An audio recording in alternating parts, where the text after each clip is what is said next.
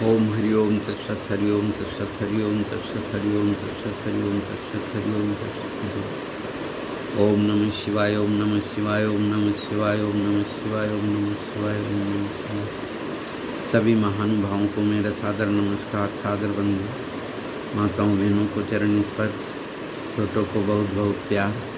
आज मैं विहंगम योग का प्रधान सद्ग्रंथ सर्ववेद में मानव स्वभाव का त्रिगुणात्मक विश्लेषण करूंगा, जिसमें इस जगत में दो प्रकार के पुरुष हैं,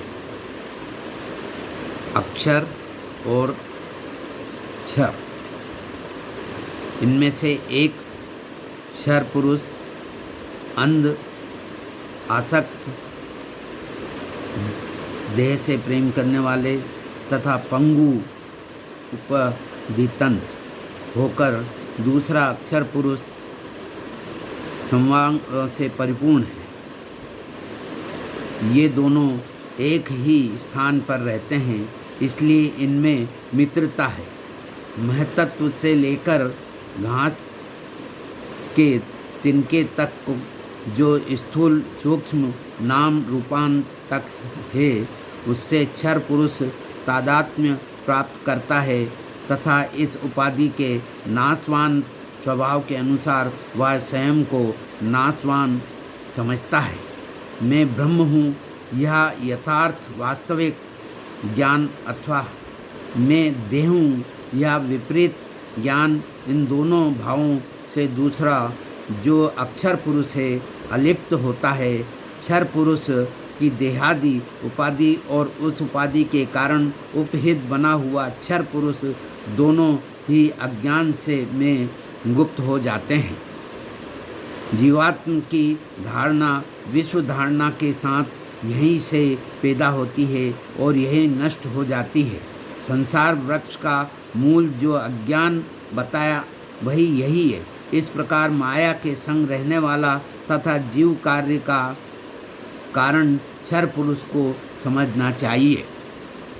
क्षर तथा अक्षर पुरुषों से बिल्कुल अलग श्रेष्ठ उपाधि रहित तथा एकांकी ऐसा एक तीसरा उत्तम पुरुष है। वह प्रकट होने पर इन दोनों पुरुषों को उपाधि सह नष्ट कर देता है। मैं ब्रह्म हूँ, इस ज्ञान से मैं देह हूँ, यह अज्ञान नष्ट हो जाता है। आगे मैं ब्रह्म हूँ, यह ज्ञान जहाँ नष्ट होता है वह उस उत्तम पुरुष का रूप है। इस स्थान पर द्वैत तो नष्ट होता है, परंतु द्वैत सापेक्ष अद्वैत भी नहीं रहता है, टिकता है। इसे लौकिक भाषा में परमात्मा कहते हैं, परंतु वह भी जीव दशा होने तक। ओम नमः शिवाय। अब मैं विहंगम योग का प्रधान सद्ग्रंथ सर्ववेद का जीवन में आचरण मनुष्य को महान बनाता है। सर्ववेद विहंगम योग का प्राण है, मूल तत्व है। यह विश्व का अद्वितीय आध्यात्मिक सद्ग्रंथ है। सर्ववेद बौद्धिक विवेचन अथवा पुस्तकीय ज्ञान के आधार पर नहीं, चेतन योग समाधि की अवस्था में प्राप्त प्रत्यक्ष आध्यात्मिक अनुभवों का संकलन है। इसमें किसी अन्य ग्रंथ का संदर्भ नहीं लिया गया है। इस ग्रंथ में हम अनुभूति एवं अभिव्यक्ति का अद्भुत सामंजस्य पाते हैं। इस महाग्रंथ में परमाणु से परमात्मा तक के समस्त बाह्य तत्व ज्ञान आभ्यंतर भेद साधन को सरल हिंदी भाषा में दोहों के रूप में अनावृत किया गया है। दिव्य दोहों के भावपूर्ण श्रवण मात्र से आत्मा को शुभ संस्कार जागृत हो जाते हैं और चेतना ऊर्ध्वमुख होने लगती है। शरीर में थर्राहट हो जाती है, अज्ञान का आवरण क्षय होने लगता है, अध्यात्म अपने शुद्धतम स्वरूप में प्रकट हो जाता है। अतः आज स्वागत नित्य गुरुवर संत सुभागम आइए, अध्यात्म दिव्य ज्योति सोम रस बरसाइए। हर दोष दुर्गुण दूर करके शुद्ध हंस बनाइए, भेद गम गति ज्ञान गर्जन शक्ति द्वार हटाइए। विश्व शांति नाम मंगल परम गुरु को ध्याइए, वर्ग द्वंद्व शांति दूर कर भाव भेद मिटाइए। अरे अद्भुत मार्ग योग विहंगम मैं तुमको बतलाऊंगा, यदि विधिवत तुम साधन करियो अमर लोक पहुँचाऊंगा। इसी के तारतम्य में आज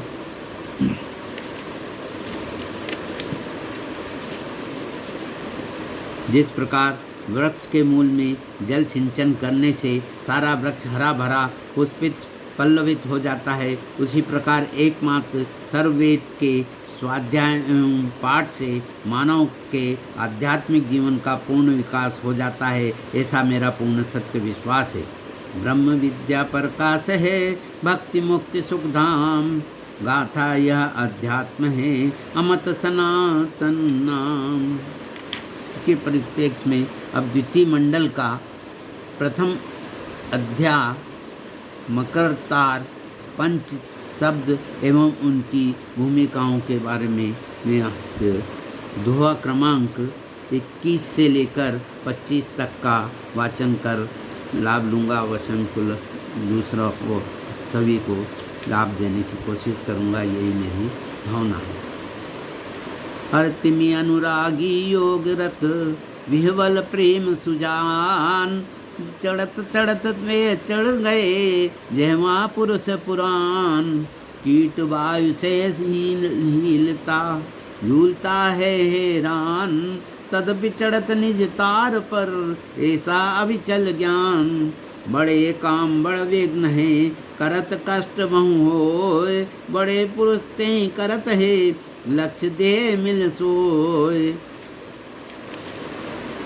हर मन मंडल रहते नहीं ज्ञानी संत सुजान, मन पद मंथ मन छाड़े नहीं साधन को न विधान, एक साथ मन पवन को राख एक स्थान, भागे मन फिर घेर लो पकड़ लगायो ज्ञान।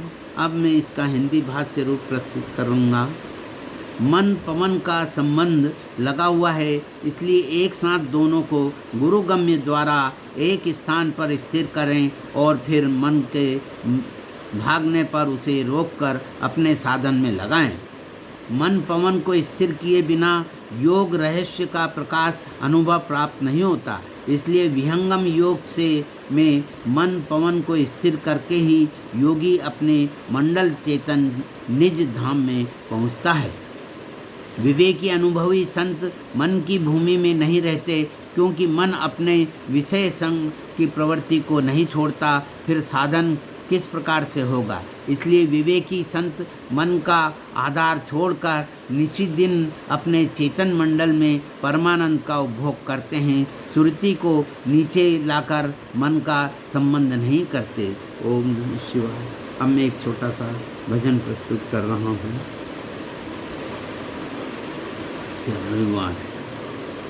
मैं तो आरती उतारूं राधे श्याम की रे, मैं तो आरती उतारूं राधे श्याम की रे, हृदय के कपाट खोल, हृदय के कपाट खोल, भक्त के तले ही डोल, भक्त के तले ही डोल, मधुर वचन बोल, मैं तो आरती उतारूं राधे श्याम की रे, बोल में तो चरण छवि निहारूं राधे श्याम की रे, मैं तो चरण छवि निहारूं राधे श्याम की रे, लला के वसन समाल, लला के वसन समाल, नमन करूं बार बार, नमन करूं बार बार, युगल मूर्ति में सजाऊं राधे श्याम की रे, युगल मूर्ति में सजाऊं राधे श्याम की रे, मैं तो आरती उतारूं राधे श्याम की रे।